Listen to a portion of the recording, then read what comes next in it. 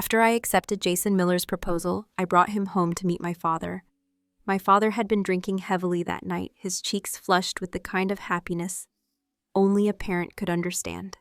He gripped Jason's hand tightly and spoke with a tremor in his voice, telling him to take good care of me.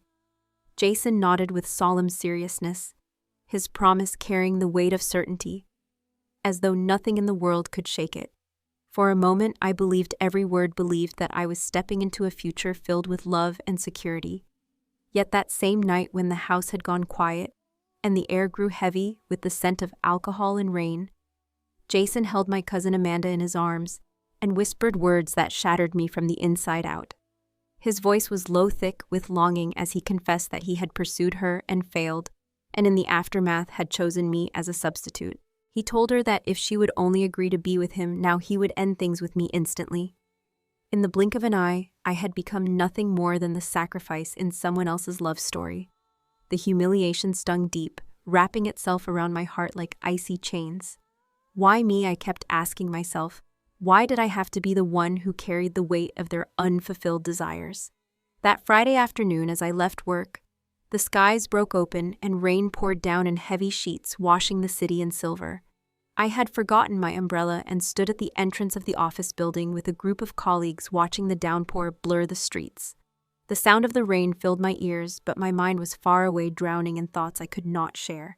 Suddenly, Lindsey Brooks, the colleague standing beside me, clutched my arm with excitement, her voice rising above the storm. "Kelly, your boyfriend is here." I startled back into the present, lifting my head to see Jason walking toward me through the rain. He carried a bouquet of red roses, every petal untouched by water, though his shoulders and half his body were drenched. He looked like something out of a dream, smiling warmly at me, as if the chaos of the storm had nothing to do with him. His eyes were fixed solely on me. "Kelly, I'm here to take you home," he said with that steady, affectionate tone I had once found so reassuring. I stared at the roses, at his soaked shirt clinging to his frame, and for a moment I couldn't move.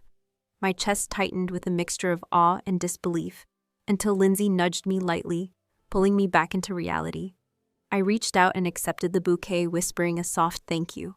Jason tilted the umbrella over me, careful and deliberate, shielding me from every drop of rain as though he could protect me from the world. He gave Lindsey a polite smile and offered to drive us. She nodded eagerly, admiration written across her face, as though Jason were some romantic hero stepping out of a storybook. He opened the front passenger door for me, but I shook my head and said I would sit in the back with Lindsey.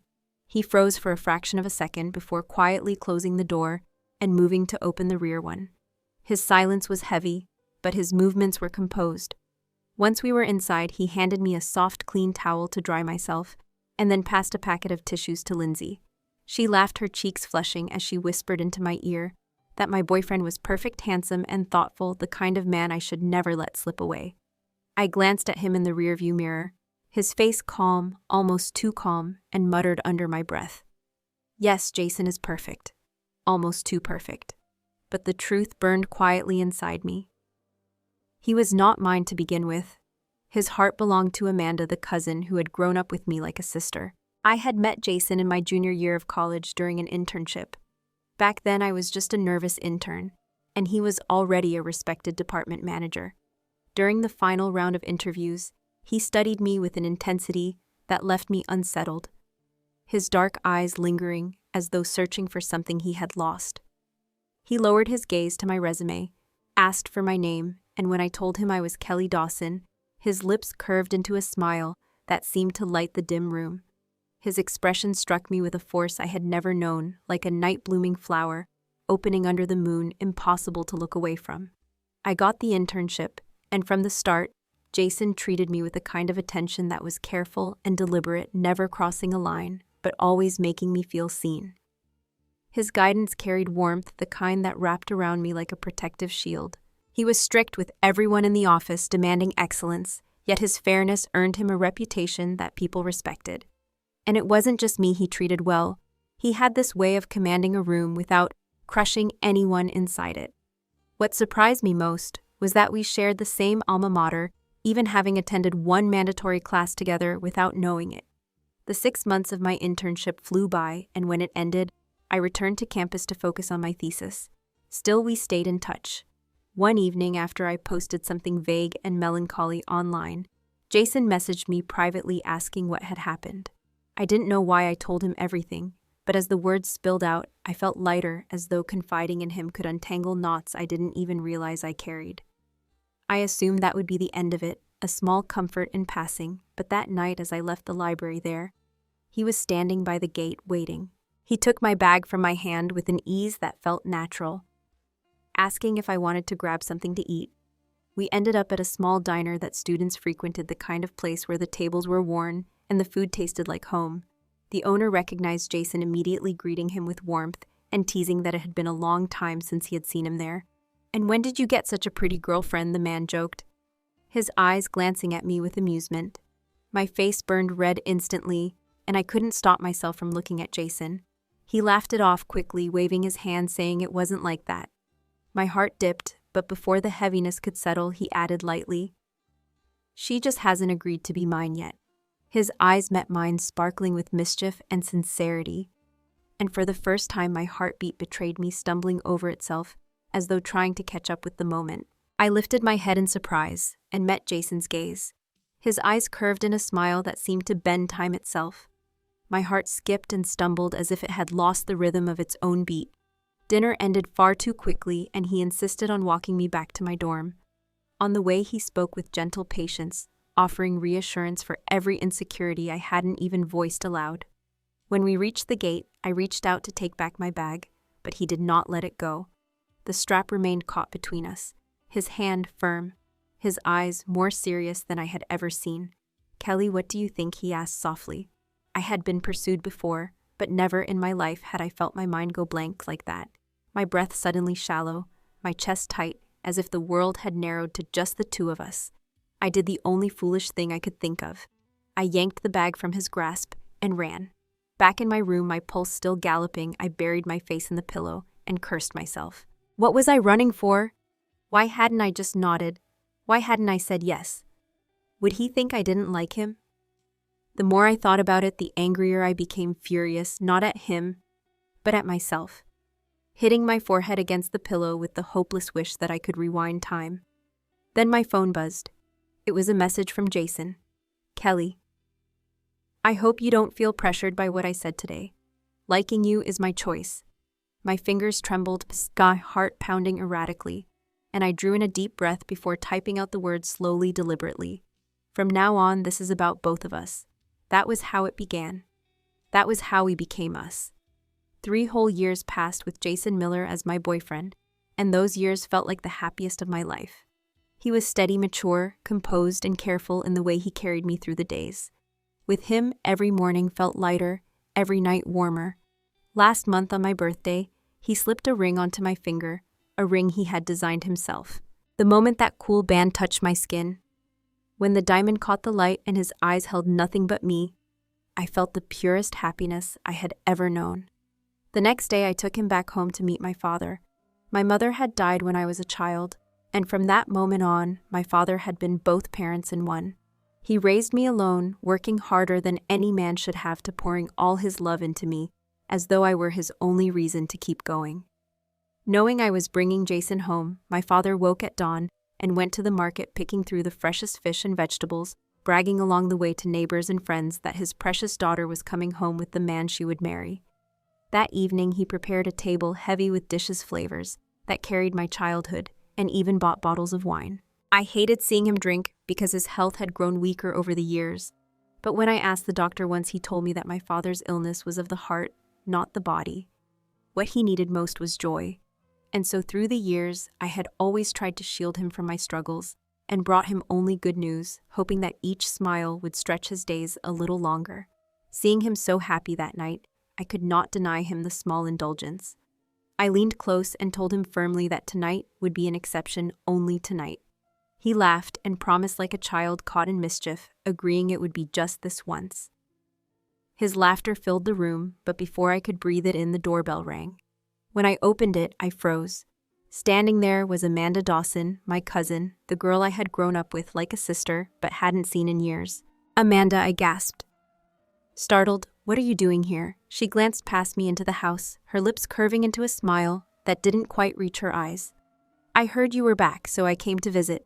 We had shared so much of our childhood together until life pulled us in different directions, leaving a distance that time could not erase. I pulled her inside and quickly introduced her. Amanda, this is Dawson Miller, my fiancé. Then I turned toward him, smiling with the pride of a woman in love. Dawson, this is Amanda Dawson, my cousin. Dawson extended his hand, his expression unreadable, his voice polite and deep as he greeted her. Amanda's eyes fell on the ring shining on my finger, and the color drained from her face. Her hand trembled as she reached to shake his, but their touch lasted less than a second before she pulled away. My father had already drunk too much, and perhaps the alcohol had stirred old memories of my mother. His eyes glistened as he spoke to Dawson, his words heavy with emotion. You must treat my daughter well. She is the only child her mother and I had. If you ever wrong her, neither of us will forgive you, not even from the grave. Dawson looked shaken for the first time that evening, his posture rigid as he lowered his head and answered in a low, steady voice, You have my word. Embarrassed by my father's solemn words, I shot him a reproachful glance. Dad, what are you saying?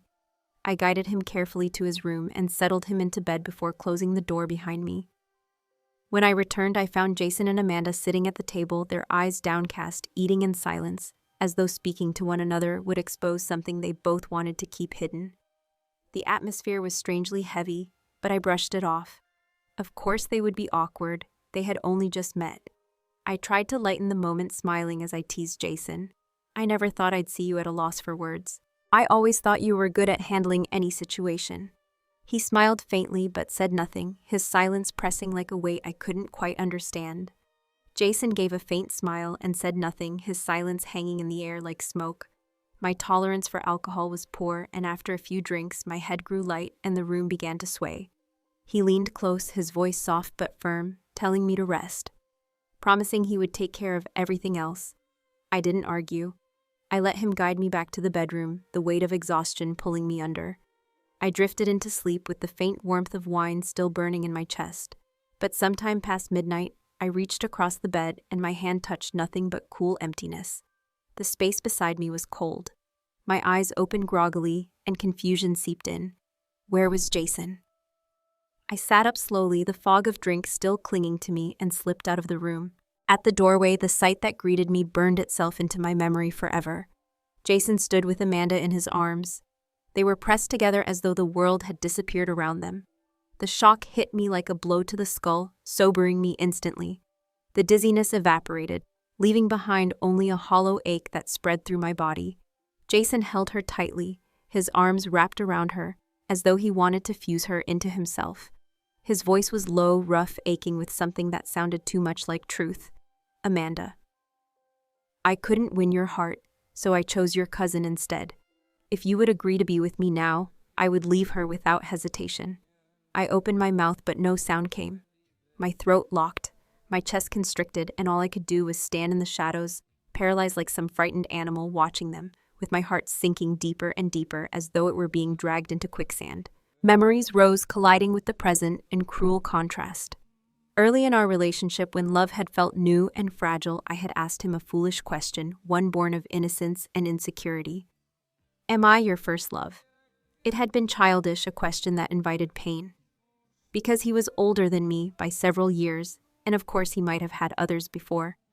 But he had looked at me then with a gentleness that made me believe. Yes, he said softly, you are my first love.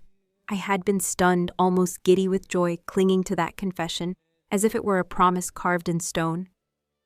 Later, when I pressed further, asking if I was truly the first woman he had ever cared for, he hesitated just briefly, his brow furrowing. Then he admitted the truth. Once in college, he had admired an older girl, but she had chosen another man and nothing had come of it. His words had been offered with sincerity, his gaze searching mine, as though afraid to hurt me with honesty. Does it make you uncomfortable? He asked nervously. I didn't want to hide anything from you. I had forced a playful smile, teasing him. Not at all. I'm not that petty. At the time, I told myself everyone had once loved someone who did not love them back. It was harmless. What I never imagined was that the girl he had spoken of was Amanda, that the affection he had buried had never truly ended, and that now in my father's home, under the same roof, where he had promised to cherish me forever, It was her he held, as though his heart had never belonged anywhere else. That night, I didn't have the courage to confront them. I slipped quietly back to bed, staring at the ceiling until dawn. With eyes wide open, my chest aching with every shallow breath. It felt like knowing there was a cockroach crawling in the corner of the room and being too afraid to crush it, because the moment it broke, the stench would spread everywhere and never leave. I could not bear the ugliness of truth, yet I could not unsee what I had seen. But to say I didn't care would be a lie. I replayed the words over and over, tormenting myself. Could it all have been my imagination? Had the 3 years of love I had believed in been nothing but a consolation prize for him? A second choice? Was I nothing more than a substitute, a role he could discard? As soon as Amanda agreed to play hers, Jason never returned to my room that night. When I stepped out in the morning, Amanda was sitting on the sofa with a calm expression, her posture too composed. She turned her head toward me and said lightly, "Jason asked me to tell you he had to leave early for an unexpected business trip. He said he would call you once he landed." Her tone was casual, but every word felt like a blade. Later, Jason's voice snapped me from my storm of thoughts. His car had pulled to a stop in front of the company dormitory where I had chosen to stay. The rain had slowed to a drizzle, streaking the windshield as the engine idled. Lindsey and I stepped out together, the silence thick. Jason frowned, slightly surprised. "You're not coming home." 6 months earlier, I had moved into his place believing we were building a life together. But after he had gone away on business, I had quietly packed my things and returned to the dorm a week ago. My eyes dropped to the ground as I answered softly, "I have work early tomorrow. It's easier to stay here." He reached for my hand, his voice slipping into a tone I had rarely heard from him, coaxing, almost pleading. "Do you really not want to come back? I missed you every day while I was away. Can you bear to leave me alone in that empty house?" I searched his face, desperate for some crack in his perfect mask, some slip that would betray the truth. But he was too skilled, his performance flawless, every word and every glance convincing. And so I let go of the hope of catching him. He was too good at pretending. My silence seemed to encourage him. Believing I was softening, he reached to brush his hand gently over my hair. His voice low and tender, as if he could lull me into forgetting everything. "Come home, Kelly. Tomorrow I'll drive you to work myself. I promise you won't be late." I pulled away from his touch, and his hand froze awkwardly in midair. His eyes flickering with a brief confusion he tried to mask. I didn't look back at him. Instead, I grabbed Lindsey's hand and walked straight into the dormitory without another word. "You don't need to wait for me. Go home," I said firmly over my shoulder. From the window upstairs, Lindsey peered down at the parking lot where Jason's car still sat idle. Half an hour passed before the headlights finally blinked on and the engine carried him away. Lindsey turned to me with furrowed brows, asking softly what was happening between us. If she could see it, then surely Jason could too. I wondered if he was simply choosing to ignore the cracks splitting us apart. Deep inside, I wanted him to ask me outright, to force me to answer. "Are you calling off the engagement?" Because if he had asked, I think I would have found the courage to say yes. "Yes, Jason, I saw you that night. I saw everything. You love Amanda, and I am nothing more than the girl you used to fill the silence, a convenient placeholder until she would take you back. If you want her, you can have her, and I will step aside." But no such confrontation came. Instead, my phone rang with a video call from my father. His face filled the screen, brighter and more joyful than I had seen in years. He wore a new shirt, and in his hands he held up pairs of shoes, turning them this way and that to show me. "Do they match the suits you sent me?" he asked with a boyish excitement. I blinked in surprise. My father was a man who patched old sweaters and wore shoes until the soles gave way, never spending money on himself unless it was absolutely necessary. "Why did you suddenly buy shoes?" I asked, suspicion and affection blending in my voice. He scratched his head sheepishly and smiled. "Aren't you getting married soon? I thought it was time I met Jason's parents properly. I can't show up looking shabby." My throat tightened. "Dad, why are you saying things like this all of a sudden?" He paused, the smile slipping from his lips, and for a moment he seemed older than I had ever let myself realize. "My health isn't good, sweetheart. I don't know how much longer I'll be around. Every time I think about leaving you behind in this world alone, it feels like a knife cutting into me." He turned away quickly, pretending to adjust something off-screen, but I caught the motion of his hand as he brushed away tears he didn't want me to see. I sat there silent, stunned by the truth in his words. My father wasn't even 50 yet. His hair was already more white than black. The years had weighed on him since my mother's death, aging him faster than time should allow. I remembered neighbors whispering that if not for me, he might have followed her to the grave long ago. He and my mother had been childhood sweethearts, leaving their small town together for college in the city, only to return when she wanted a quieter life. The day I was born, she had endured unbearable pain, and he had stood by her side every second stepping outside, only to cry alone in the dark when the fear was too much. After she passed, he insisted I take her surname as well, telling everyone proudly that his daughter would carry her mother's name. Progressive people had called him, but he only laughed and said, "What progress my wife suffered to bring her into this world. Who else's name should she carry every year?"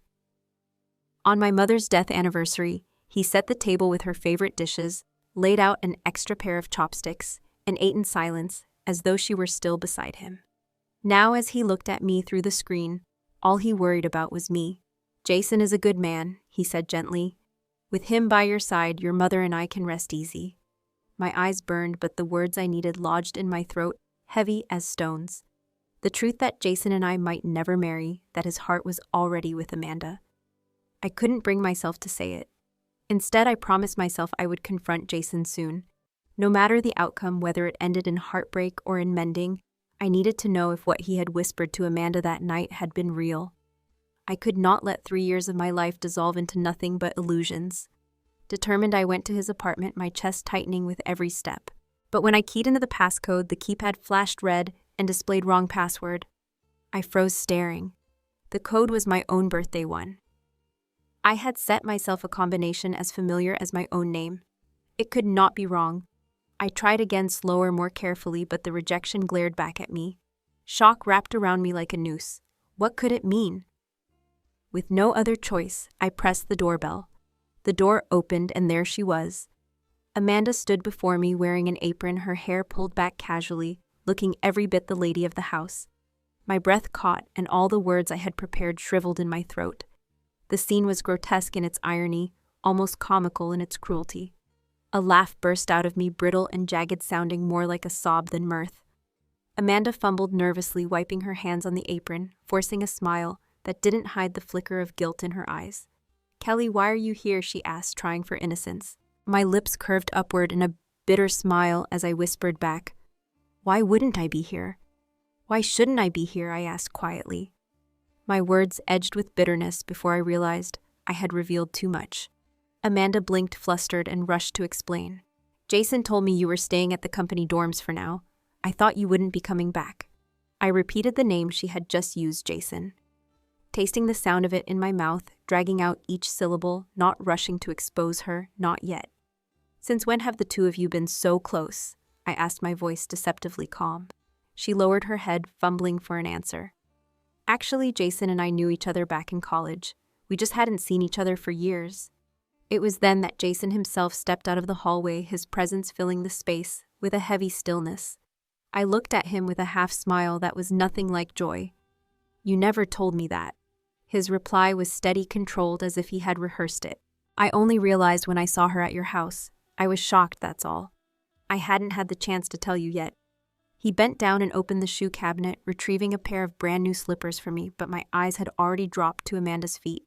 She was wearing my slippers, the pink clownfish pair I had bought with the blue ones Jason wore. The matching set I had chosen the day I moved in. Now those slippers sat on her feet, while he held another pair out to me as though I were the guest here. The two pairs resting side by side mocked me with their intimacy, their silent testimony that I had been replaced. Amanda noticed my gaze and color rushed to her face. She hurriedly slipped off the slippers, pushing them toward me. "Kelly, you can wear these." I glanced at them, my lips tightening. "No," I said softly. "I don't like using things that already belong to someone else, especially not shoes someone else has worn." Their faces shifted, instantly caught between discomfort and guilt. At the dining table, 2 sets of plates and chopsticks were already laid out. I laughed under my breath, the sound bitter, laced with irony. "Looks like I interrupted your lunch." Amanda scrambled to her feet and rushed to the kitchen to grab another set, while Jason's eyes darkened. "Don't say things like that," he muttered, his voice low and sharp with warning. Amanda returned with the utensils and set them down in front of me with a gentle smile. "If anything, I'm the one intruding on the two of you," she said lightly. She explained that her family had been pressuring her to attend blind dates, and she had nowhere else to hide, so she came here. I knew the truth was not so simple. "That pressure isn't about marriage," I said with a cold smile. "They're worried you still haven't let go of that worthless man from before." Jason's expression flickered, the corner of his mouth curving in a mocking smile. "I heard that you gave up everything for him, even moved to Houston for his sake. And yet he turned out to be such a disappointment." Amanda's face went pale, her eyes wide with hurt and confusion, playing the role of the wounded soul she had always been so good at portraying. And just as always, I saw it work.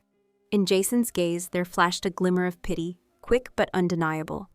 I laughed bitterly at myself. Years ago, I had left my hometown for Jason too. "I did the same for you," I whispered, my voice trembling between rage and sorrow. "Do you think I found happiness I had studied in San Antonio, where home was only a 90-minute drive away? My plan had been to stay after graduation, close enough to visit my father often to care for him. But then Jason received an enticing offer from a prestigious company in Houston, a higher position, a doubled salary, a rare opportunity with promises of a bright future. I knew he wanted to accept. At the time, we had only just fallen in love. The idea of distance frightened me. He must have seen the conflict in my eyes because he was the one who reassured me. "Don't worry, I won't go. Opportunities exist everywhere. I can build a career here." His words touched me so deeply that I believed him, and in a burst of recklessness I had said, "Then I'll go with you. I'll move to Houston." Travel was easy these days, and Houston wasn't unreachable. A flight was less than 3 hours. I could always come home whenever I wanted. Besides, love is about effort from both sides. How could it ever last if only one person sacrificed? And so I followed him, leaving behind the familiar streets of my youth to start over in a city that felt colder, harder, and lonelier than I had ever known. In the beginning, I struggled.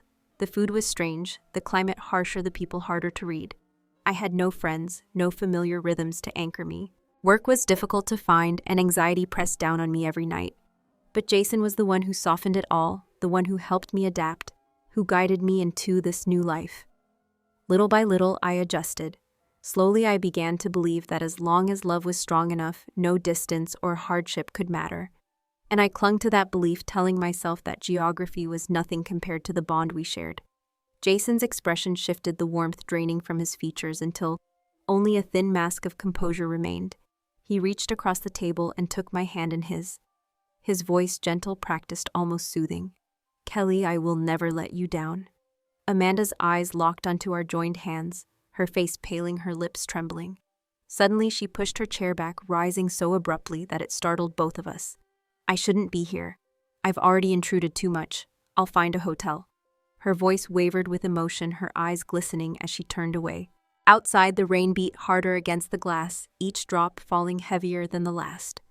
Jason sat frozen, unwilling to speak, his gaze darting toward me as if waiting for my response. Did he expect me to ask her to stay?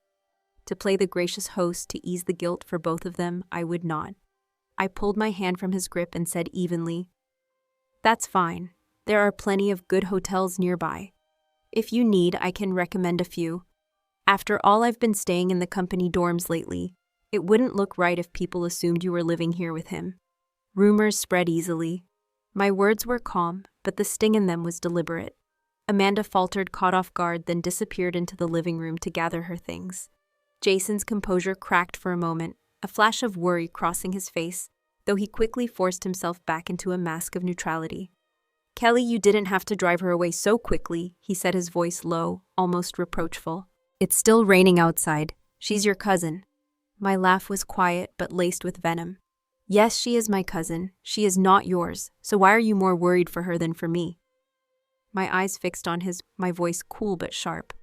"Or is there more between you than just an old college acquaintance?" For a moment his gaze faltered, his eyes widening with something dangerously close to panic. Then he shook his head, his denial quick, almost too quick. "Of course not, don't be ridiculous." The lie tasted bitter in the air. I said nothing, only escorted Amanda to the door in silence. The moment we were beyond Jason's sight, she lowered her head and whispered, her voice so faint it was almost lost beneath the storm. 950208. The new code. Don't forget it next time. My body stiffened. 950208. Her birthday. Amanda's birthday. The blood drained from my face, leaving me cold and shaking. My palms went numb as if the truth itself were burning me. As a child, I had adored Amanda. She was 5 years older, and I had trailed after her like a shadow. I had waited outside classrooms for her to walk me home, begged to share everything she had, even celebrated half-birthdays, just so I could blow out candles alongside her. Never, not once, had I imagined she would one day drive a knife into me with such precision, smiling sweetly as she did it. Jason lingered inside, restless, uneasy. I decided to give him one last chance. "Could you go out and get me some soda?" I asked softly. He looked surprised but agreed, leaving the apartment without suspicion. The moment he was gone, I slipped quietly after him, my heart pounding. My instincts had been right. Downstairs in the lobby near the glass doors, where rain spilled across the pavement outside, Amanda stood with her hands covering her face, shoulders trembling in the practiced fragility of a woman who knew exactly how to elicit sympathy. Her voice was soft, broken, designed to wound. "Maybe I shouldn't have come. Did you let her see us on purpose? Did you want her to think something's going on between us?" Jason's voice was low, tight, but filled with urgency. "And what about Tyler? What happened with him?" Amanda gave a bitter laugh, tears streaming down her cheeks. "He lied to me. He had a fiancé the whole time. He wanted me to be the other woman. I couldn't do it. I ended it." Jason's jaw tightened, his face shadowed with anger and hurt. He pulled her into his arms, holding her as if he could shield her from every wound. "Why didn't you come to me?" His voice trembled with grief. Amanda shivered, her words trembling with false modesty. "I didn't want you to see me as someone shameless. I was afraid you would think I was the kind of woman who destroyed families." I stood in the darkness, a cruel laugh bubbling in my chest. Even with Jason, Amanda twisted the truth. She knew she had been the other woman. My Aunt Carol had begged me countless times to talk sense into her, to stop her from chasing after men who belonged to others. But Amanda had only smirked, her voice dripping with arrogance. "There is no first or second in love. You'll understand when you find your true love." Those words, so careless and selfish, had enraged my father to the point of forbidding me from seeing her. Still, she had persisted, weaving herself into scandal after scandal, even confronting wives face to face, until finally she had been humiliated and cast aside. And now here she was again, cloaked in false tears, with Jason's arms wrapped around her, drinking in every word, every fragile sob. I wanted to scream, to tear the mask away, to force him to see her as she really was. But I couldn't, not yet. The sight of them together felt like poison seeping into my veins, freezing me from the inside out. Still, Amanda had clung to her reckless affair, even confronting the man's wife directly, only to be beaten and humiliated in public. In the end, Tyler cast her aside without hesitation, discarding her as if she had been nothing more than a passing distraction. The night before I took Jason home to meet my father, Amanda had stumbled back in tears, disheveled and desperate, sobbing so hard that my Aunt Carol fainted in fury. I had been standing nearby, close enough that if they had lifted their eyes, they would have seen me. But one was drowning in tears, the other gazing at her with unshakable pity, and neither noticed me at all. My hand trembled as I lifted my phone quietly, recording the heartbreaking tableau they made together. Amanda's tear-streaked face turned upward, her voice breaking as she whispered, "Do you remember what you told me before? You said if I agreed to be with you, you would leave Kelly. I know she's my cousin, I know I shouldn't, but only now do I realize you're the one I've loved all along. If loving someone and fighting for that love is wrong, then I don't want to be right."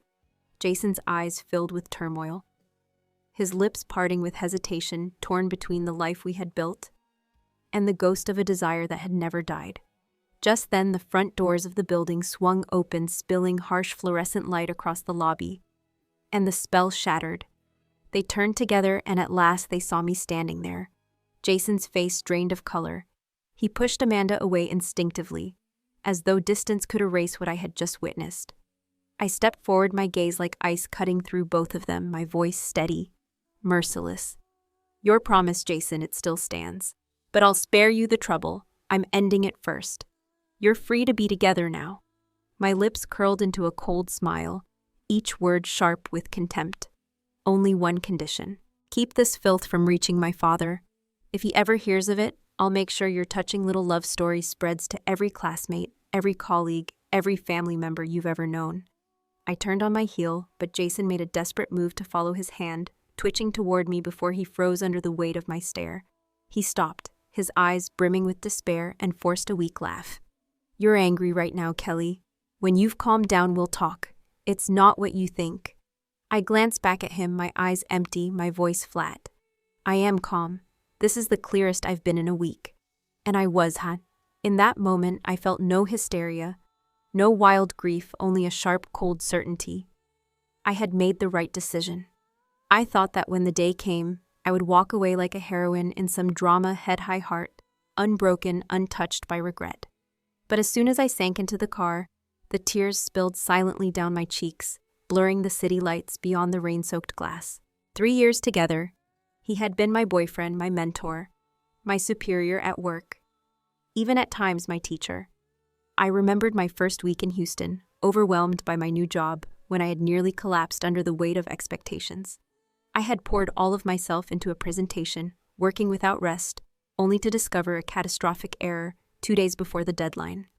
The only solution was to scrap everything and start from scratch. The thought crushed me. I had invested too much, I couldn't bear to throw it all away.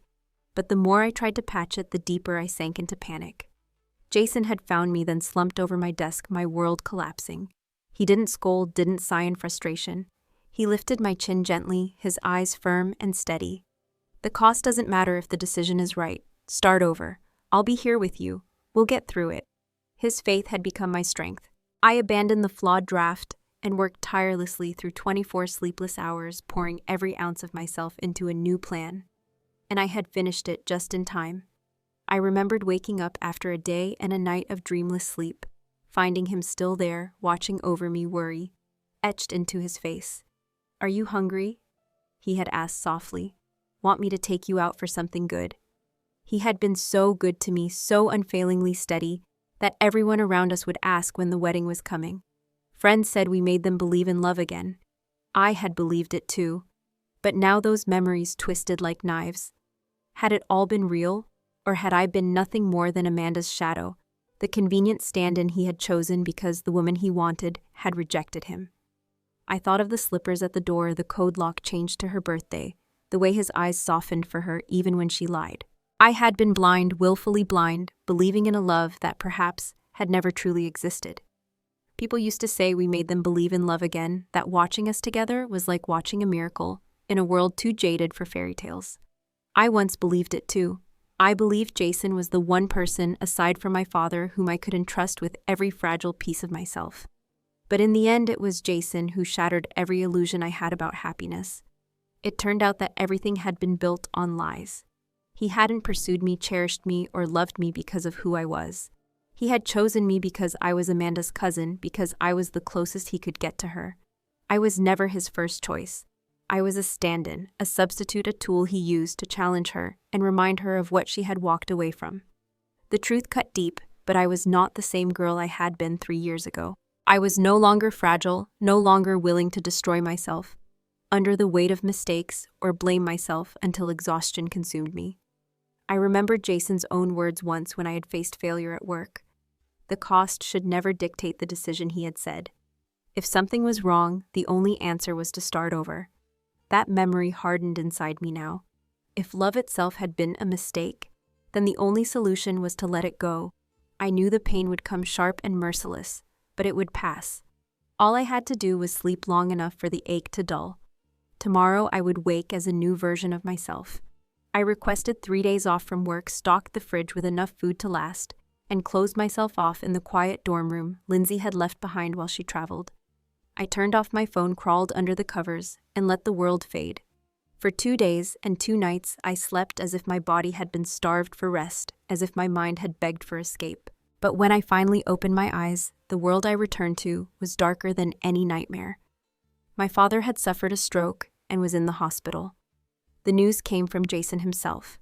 The door had barely opened before he seized my arm, dragging me down the stairs before I could even protest. I hadn't changed, hadn't washed, I was still in my pajamas yet. None of that mattered. His voice was low-clipped, almost mechanical. Your dad is in the hospital. The words struck me like 1,000 flashbulbs exploding at once, blinding, disorienting, hollowing me out. For a long moment, I couldn't even find my voice. When it returned, it came out strangled. My dad, what happened? Jason hesitated, his jaw tightening, his silence heavier than any answer. At last, he muttered, he tried calling you, over and over. When he couldn't reach you, he flew out here himself. Something must have happened on the way. My knees buckled, my body going weak, as water consumed by a wave of guilt so fierce it threatened to drown me. My father had always been sensitive to my moods, always aware when something wasn't right. The doctors had warned me before his condition couldn't withstand too much stress, too many shocks. That was why I had tried to hide the truth from him. Why I carried my burdens alone and fed him only good news. He had always been busy, always insisted he was fine, and our contact had dwindled to quick weekly calls, sometimes less. I never imagined that missing 2 days of calls could push him to this, that his worry would drive him across the country just to see me. At the hospital, the sight of him on the bed nearly broke me. His head was wrapped in bandages, his face pale, drawn tight with pain. His eyes were closed, his chest barely rising with the effort of shallow breaths. If not for that faint movement, I would have thought I had lost him forever.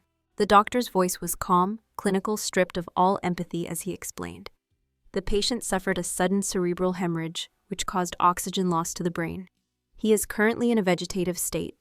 Vegetative.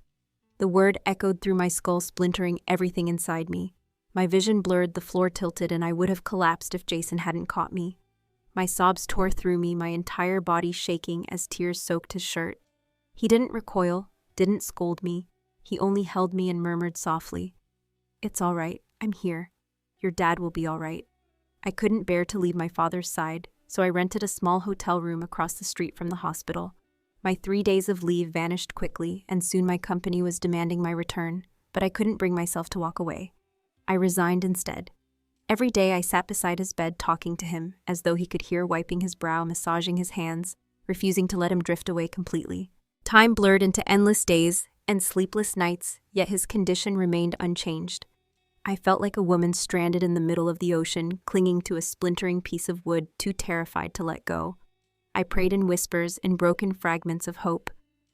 "Dad, you'll wake up, right? You have to. You haven't seen me get married yet. Haven't held your grandchild. You wouldn't leave me alone. You can't." Every doctor told me the odds of recovery were almost non-existent, but only Jason, sitting beside me, gripping my hand, as though anchoring me to life itself, looked me straight in the eyes and said with absolute certainty, "He will wake up." The words should have been hollow, a lie, meant to soothe, but in that moment they were the only lifeline I had left. His words had been like a sedative, lulling my trembling heart into a fragile calm. And in the days that followed, he stayed close to me whenever he could. Running errands, picking up prescriptions, helping me shoulder burdens I hadn't asked him to bear. The elderly woman in the bed next to my father's would sometimes smile at us and say we looked like devoted siblings caring for a parent, and Jason would simply answer with a quiet smile, "I'm his son-in-law." I heard it. The words lodged in my chest like a stone. I said nothing because our breakup felt like something that had belonged to a past life, a closed chapter no one spoke of anymore, as if silence could erase it. Yet I knew there was still a knot in my chest that refused to loosen, a question that would not die. One afternoon, Jason sought me out and told me he needed to clear the air. The very first thing out of his mouth was, "Kelly, I'm sorry." The words froze me. For a moment, I thought I could answer lightly, brush it aside, but when I opened my mouth, nothing came. How could I tell him it was fine, that it didn't matter? It wasn't fine. 3 years together had not been a dream, but a play. And I was not an actress who could smile through betrayal and pretend it didn't matter. He went on, earnest and raw, telling me that though we shared no blood ties, no obligations, everything I had seen in his care was real. If he had felt nothing for me, he said he could never have given so much of himself. I stared at the tulips swaying in the hospital garden, forcing my voice steady. That night at my father's house, I said I heard everything you told Amanda. Every word. The silence stretched long and thick until his shoulders sagged. His hands tightened into fists, and when he finally looked up, his eyes were bloodshot, rimmed with exhaustion and shame. His voice cracked when he spoke. "I was a bastard, I admit it. At first I sought you out because of Amanda. I had chased her for 2 years in college, thought she liked me back, thought we had something. But when we graduated, she told me she'd been with someone else the whole time. When I saw her again, I just wanted to know if she still felt anything, if she could still toy with me the way she had before. When you broke up with me that night, Kelly, it felt like my whole world collapsed. Worse even than finding out she had chosen another man. I didn't want to let you go, he laughed bitterly then, but there was no humor in it. I'm not a good man, I know that. But I swear to you, I did fall in love with you. Whatever shadows were in my heart at the start for 3 years, there has been no one but you. When you cried, I hurt. When you laughed, I felt joy. When you were proud of yourself, I was proud too. When I asked you to marry me, when I promised forever, every word came from the deepest part of me. And taking care of your father, it wasn't penance, it wasn't strategy. I just wanted to take away your pain, to do anything I could to ease your burden. He stripped himself bare in front of me, confessing every dark thought, every selfish impulse, as though prying his heart open to let me see the worst of him. Against my will, I was moved. My fist clenched in my lap, my voice barely above a whisper, as I told him I needed time. A few days later, when my father had been in the hospital a week, Amanda showed up uninvited. She stood in front of me with her arms folded, her expression sharp and mocking. Kelly, how long are you going to use your father to trap a man? The cruelty of her words sent a shiver down my spine, but before I could respond, Jason returned with food. His face darkened instantly, and he dragged her into the hallway. His voice harsh. What the hell are you talking about? They were gone so long the food on the table grew cold. At last I went to look for them, and that was when I heard it muffled but clear. Amanda's voice sharp with venom. You're really going back to her, aren't you? What do you think she'll do when she finds out her father collapsed because he saw us in bed together? Do you think she'll forgive you then, Jason? The words slammed into me like ice water, freezing me to the marrow. For a second I thought I must have misheard, but Amanda's voice rose again, full of scorn. Her father felt something was wrong. He called her over and over. She ignored him. He called you, and you told him she was just busy. So he got on a plane by himself, and when he went to the house, who do you think he found me in your shirt? My hair a mess. You walking out of your bedroom half-dressed. What could be clearer? He saw everything before he collapsed at the door. My legs nearly gave out beneath me, the hallway spinning in a sickening whirl. It had never been a random tragedy, never just a stroke that struck him down on the road. He had collapsed because of them, because of what they had done. Jason had known, and he had hidden it from me all along, letting me believe it was fate, an accident, a cruel twist of chance. The phone slipped from my hands and crashed onto the tile floor with a shattering crack that split the suffocating silence. Both of them whipped around, faces pale, eyes wide with horror, and I saw in that moment their guilt laid bare. My heart pounded so violently it hurt, but my mind was clearer than ever. They both turned at once, their faces pale with terror, as if I were a ghost risen from the shadows. Jason rushed toward me, his voice frantic. Kelly.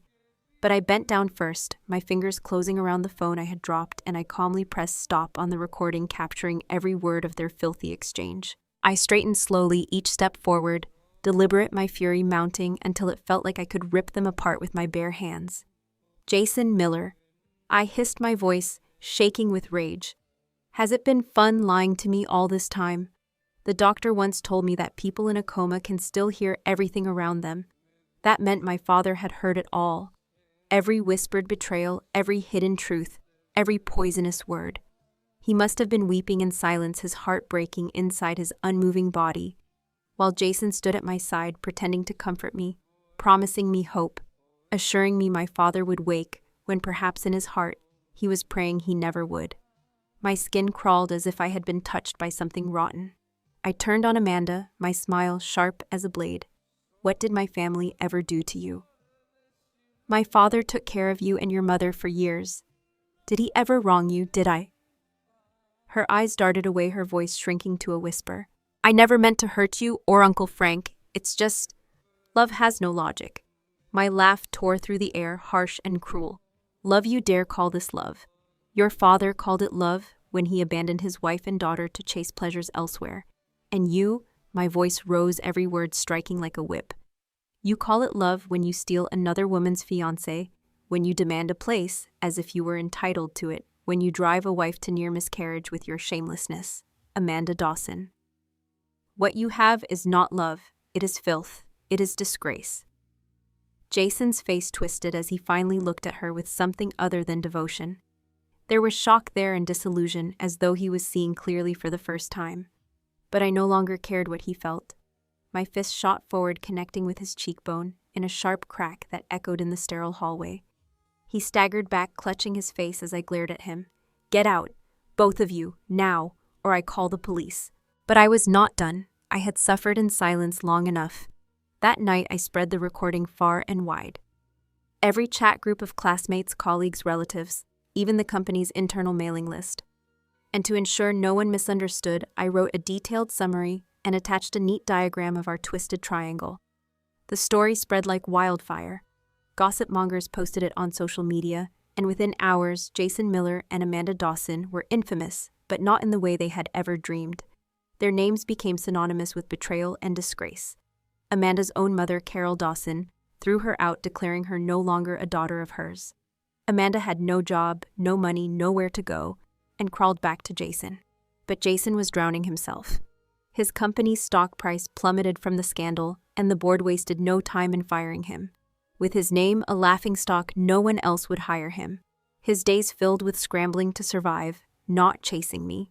His parents, both professors who valued reputation above all, disowned him, cut him out of their will, declaring the family fortune would never touch his hands. He lived on his meager savings, shrinking further into obscurity, pointed at and mocked. But money runs dry eventually. The last I heard of them was from my Aunt Carol. Amanda called her sobbing, begging for money. She said without it, they would be beaten to death, that they had gotten themselves entangled in dangerous places. My aunt wept all night, but in the end refused her. She gave me her house instead, then retreated to a monastery to pray, saying it was her way of atoning for Amanda's sins, of praying for my father's recovery. As for me, I turned away from the chaos of the outside world. I had no interest in their downfall, no satisfaction in their ruin. My heart had room for only one thing: my father. On the anniversary of my mother's death, I returned to our hometown with 2 bouquets of white tulips, her favorite. One I laid gently on her grave, whispering the words I knew she would want to hear. The other I carried back to the hospital, placing it on the table by my father's bed. I sat by his side, my voice trembling as I teased Dad. "You didn't go see Mom this year. Do you think she's mad at you?" And then the impossible happened. His lips moved. My body froze, my heart pounding so violently, I thought my chest would shatter. Slowly, carefully, I leaned close, afraid I was imagining it. And then I heard it, weak and broken, but clear. "Honey, come eat dinner. I made braised pork, the dish you and our daughter love." The dam inside me burst. Tears cascaded down my cheeks, falling onto his pale skin. My sobs racked my chest, but then I felt it, the slow, fragile rise of his hand. Bony fingers, trembling but steady in their purpose, reached up and brushed the tears from my face. With painstaking determination, he wiped them away, as if telling me I did not need to cry anymore. Thanks for listening. Be sure to subscribe so you don't miss the next videos.